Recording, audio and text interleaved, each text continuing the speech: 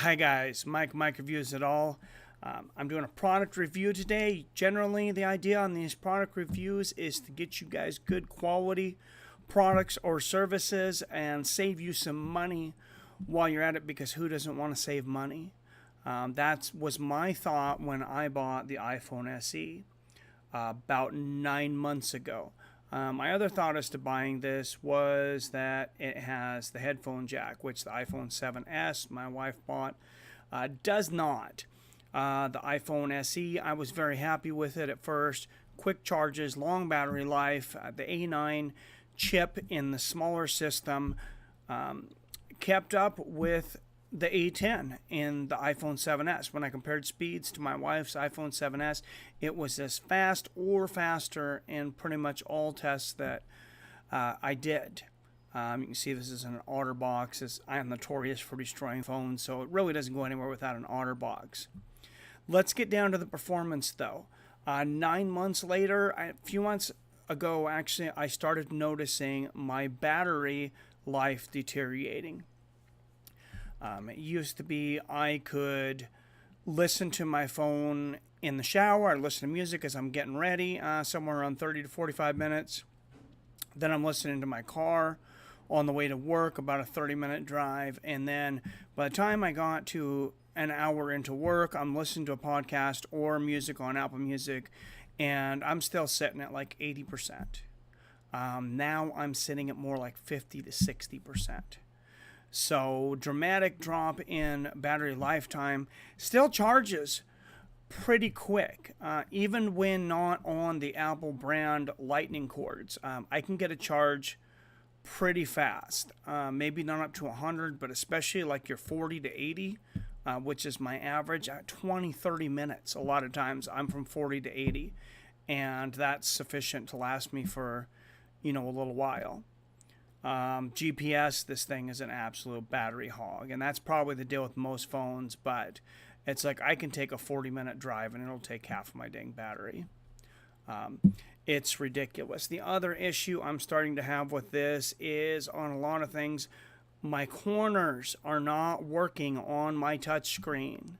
I'm coming up with kind of a touch disease, and I'm also coming up with misaligned items on my screen. Like sometimes when I go on YouTube and I look at comments, the bottom comment, the screen will be misaligned to the point to where I cannot like or hit the comment button on the bottom comment. There's a decent amount of my screen that is just not usable now. And that's not acceptable, being, as you can see on this, a lot of the newer phones, the entire phone is the touch screen.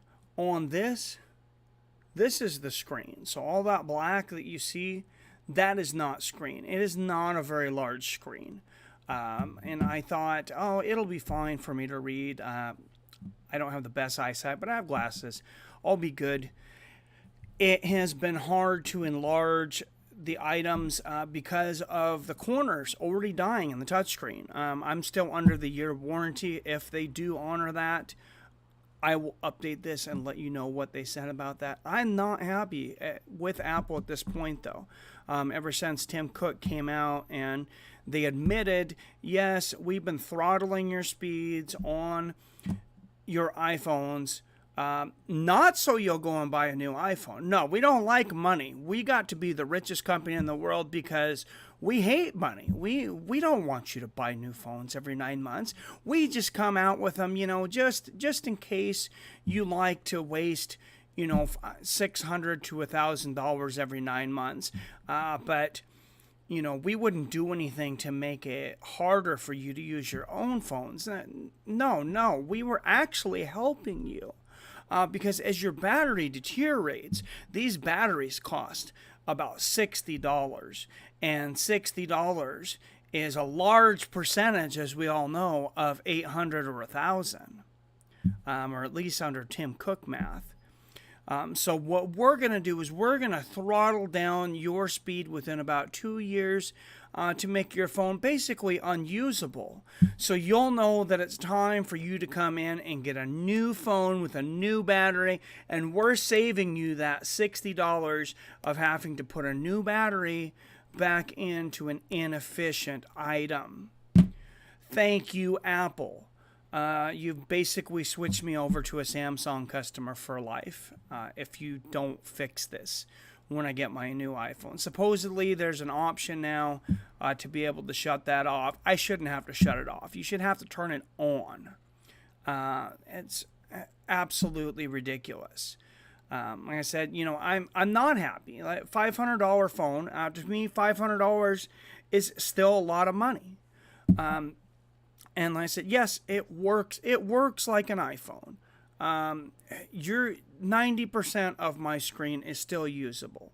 I'm going to show you like here. I mean, if I click the corner here, let's see if I can get a little closer. I'm going to do this backwards so I can see it when.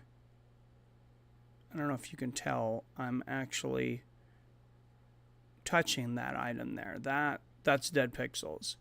That part of the screen is dead. If I go all the way over it, well, you can see it still, it takes a little bit. It takes a little bit, and some of the controls are wonky on it. Sometimes the speed on my Wi-Fi, I don't know if that's I don't think it's my Wi-Fi. I pay for some pretty damn fast Wi-Fi.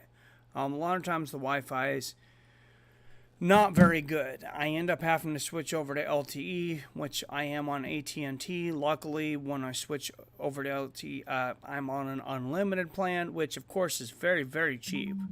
No, not really, but yeah, the Wi-Fi is kind of ish, off and on, and I think that does have a little something to do with this cheaper model because my wife seems to get better Wi-Fi connection. So if you are going to go with Apple, if you're going to stick with Apple and iPhone, maybe check out the iPhone SE 2 because it is a lot cheaper. If you don't care about a huge phone, which I said, as long as my Pixel works, I don't really care. I don't mind having a little bigger phone, but sometimes it's a convenience to be able to fit it in pockets. Like I said, I'm kind of sloppy. I like to drop my phone. That's why I have the OtterBox.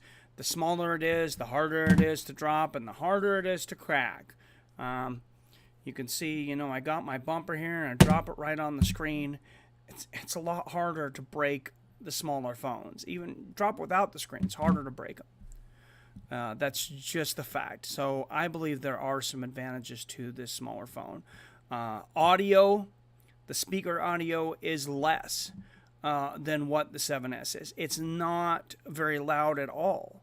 And something I also noticed is this headphone jack that they decided to give me. My auxiliary, when I hook it into the stereo at my work, it is insufficient compared to other people when they plug in their phones. It's not as loud. When I turn up my stereo a little bit, it gets muffled very easily and very distorted, even when we're playing the same items. So I think they maybe even put in a cheaper iPhone jack into this SE. Supposedly it's completely the iPhone 5S model, but the Siri doesn't seem to work as well as what it did on the 5. It doesn't seem to hardly work at all. I'm going to try it now. Of course, now that I'm on here and I'm complaining about it, it'll probably work. But hey, Siri. Okay, it did work this time. So many times it doesn't work, though. So I hope that was helpful. I know it was maybe a little bit rambling, but if you have any questions for me, let me know down there in the comments. Like I said, I will talk to Apple about this warranty, and I'll let you guys know when I do talk to them what the results of that was. I did not get the warranty on the phone. I never get extended warranties on the phones. But that's my review of the phone so far. I would give it for the year, I'd give it a 3 because it has been functional for me.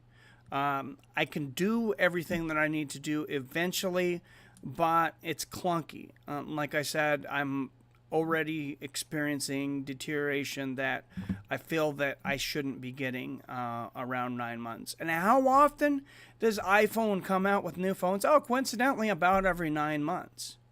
I'm sure that's just a giant coincidence. Please give me a like down there below. Please subscribe if you're new here, but definitely down there in the comments, like I said, let me know what your experience with iPhone's been, with Samsung, with SE, whatever you want to do. Start the conversation down there. Ask me any other questions you might have about this or anything else. Let me know what else you would like to see me review on this channel. I'm going to be getting a lot more active with this channel. And as always, I love you, I respect you, and I'll see you all very soon.